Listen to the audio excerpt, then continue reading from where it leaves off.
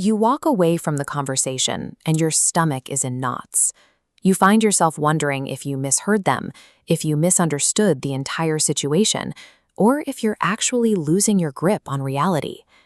Gaslighting is a strategy of psychological manipulation designed to subvert your reality. It is an intentional effort to make you doubt your own sanity and accept another person's version of events. If you've been feeling this way, you are not crazy. Today, we're going to build a personal reality check toolkit to help you ground yourself back in the facts. Before we start, grab a physical notebook, a pen, and find a safe, quiet space. You'll need about 10 minutes to work through these steps. By putting this toolkit together, you take the guesswork out of these interactions. You will have a tangible, written log of objective facts to use as a defense against manipulation. Step 1 is to step back and look outward. We need to analyze the specific language and defensive behaviors your partner uses during a conflict. A common strategy gaslighters use is called DARVO. This stands for deny the behavior, attack the person confronting them, and reverse victim and offender. They start by denying they did anything wrong, attack you for bringing it up, and end the argument acting like they are the one being abused. This chart lists some classic phrases used to seed doubt. You might hear things like, "that never happened," "you're exaggerating," or "it's all in your head." Take a moment with your notebook. Write down if you have heard these specific phrases, or if you've witnessed that deny, attack, reverse cycle in your recent interactions. Identifying these patterns shows you that the conflict is a systematic tactic. It is not a genuine misunderstanding. Once you see the pattern, you can stop exhausting yourself trying to solve the argument. Step 2 requires turning that focus inward. We are going to look at the psychological symptoms and behavioral changes you might have internalized over time.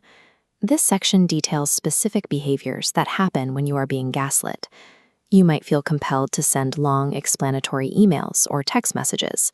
You might find yourself constantly apologizing to keep the peace, or even recording conversations just so you have proof of what was actually said. You may also notice you are relying heavily on other people's feedback just to determine how you should be feeling about a situation. If you recognize any of these internal shifts within yourself, place a star next to the step in your notebook. These behaviors are survival mechanisms. Recognizing them allows you to see how the manipulation is influencing your self-perception, marking the point where you can begin to intervene. Step 3 is creating your primary defense tool, the reality check log. We'll use a recent incident to test this out. Draw a line down the middle of a blank page to create 2 columns.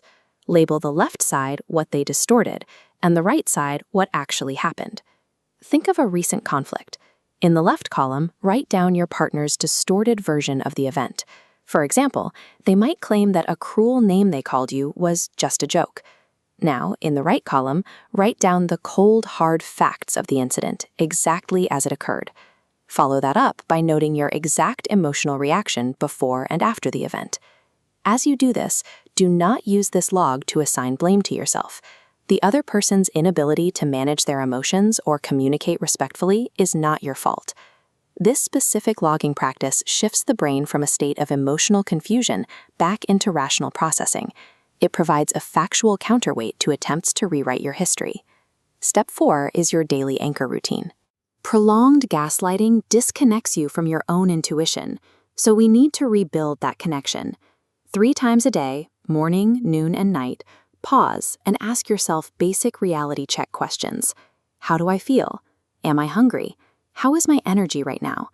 You must speak these questions and your answers out loud. Vocalizing your physical state helps you get off autopilot and stay in tune with your reality. Checking in with your physical and emotional reality consistently builds an internal firewall. When you are firmly in touch with what you know about yourself, you become much more resistant to external reality manipulation. You have now successfully completed your reality check log and set up a daily grounding routine for yourself. Taking ownership of your reality shifts your focus back to what you know to be true, providing the necessary foundation for breaking a trauma bond. Keep this notebook close. Whenever you feel that familiar emotional whiplash after a conversation, open it up and start logging the facts. Your feelings are valid and your reality is real. If you want a structured place to keep track of these steps, download the workbook linked in the description. And be sure to subscribe to keep building your toolkit.